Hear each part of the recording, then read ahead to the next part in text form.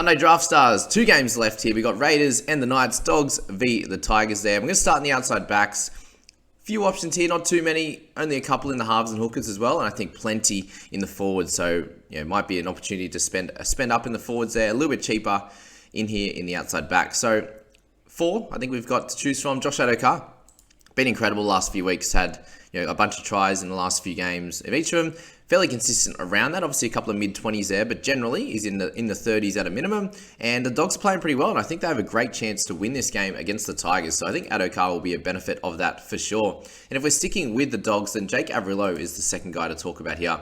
Since moving to the fullback position, he's had a 42, a 34, and a 39 now.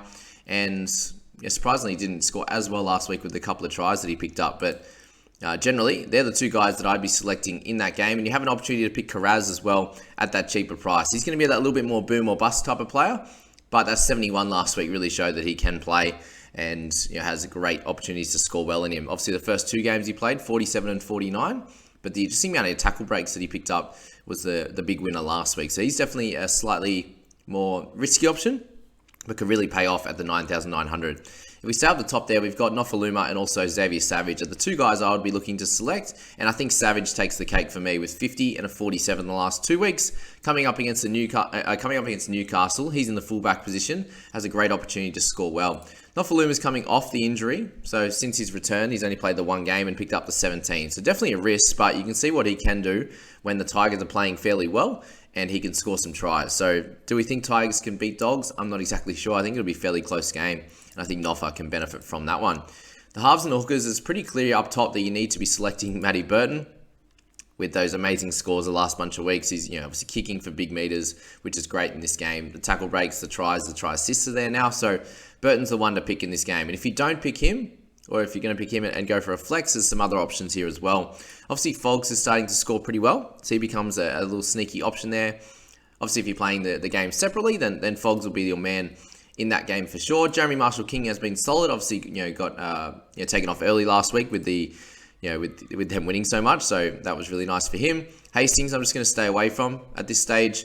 And guys like Randall, he got the big minutes last week, but I'm not sure it's going to happen continuously. So I'm expecting around that 40 mark from him. I'm not sure if that's enough at that price point. And then you go down to a Frawley and also a Wolford. So Frawley gets to play next to what do we got? What's his name? Fogs. Gets to play next to Fogs here today, and can do a decent job there. Obviously wouldn't expect the world from him, but that's why he's priced at 9,700. And then Wolford getting his time through the middle in the hooking position. Again, obviously a lower score last week, but he's had a few of those around that 30 mark the last month or so. We move to the forwards, plenty to talk about here. Joseph Tarpany is the one that you pretty much have to have in your side at 22,780. The last 4 weeks have been incredible. If you can keep that up, he's going to be completely dominant for your side. Obviously, the price has escalated a lot for him, and at a minimum, you're needing a 60. So just be aware of that. At that price point, that's what you're least wanting there.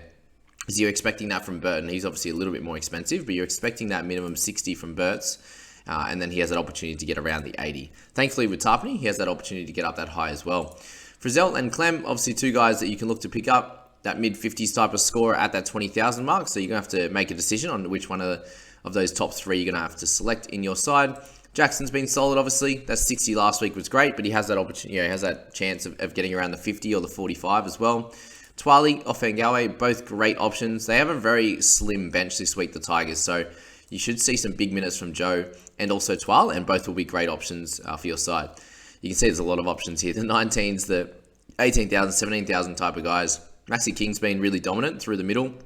He's been named in the front row position. Not that I don't think that makes much of a difference. It's just more around the minutes. And Tavita Pangai played last week, and he still got the big minutes kingy. So definitely still an option this week. I wouldn't be looking at Tavita at the moment. Josh Papali'i, Hudson Young, all great options there if you're obviously looking for a try with Papali'i for it to be worth it for him. Hudson Young's had 3 out of 4 really good games recently. So you're not really going to go wrong with any of these guys. You look at Mitch Barnett, and he has that opportunity to get it over 50 as well. Adam Elliott, he's been dominating the last 2 weeks with big minutes and a try. So if you think he can, I think with him, it's like, well, is he going to score that try again? We obviously don't know. If he doesn't, he's going to be around that 50 mark or a 45. So can you get a more consistent one out of Barnett or something like that? Or do you want to go for it with the opportunity that he can score again and see what happens? That's the theory there.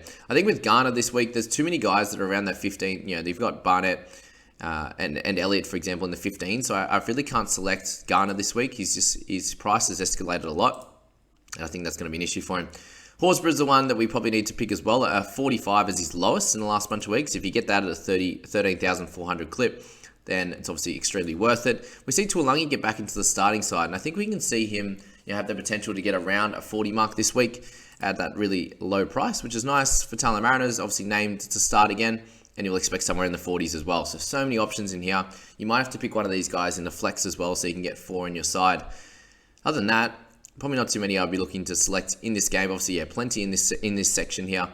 Lots of options for the 2 games if you're playing them individually or together. I wish you all the best of luck, guys. Jump in the description, hit that sign up link there, and we'll get you cracking and enjoying your last 2 games of the week on this Sunday. Hope you have a good one, guys. See you later.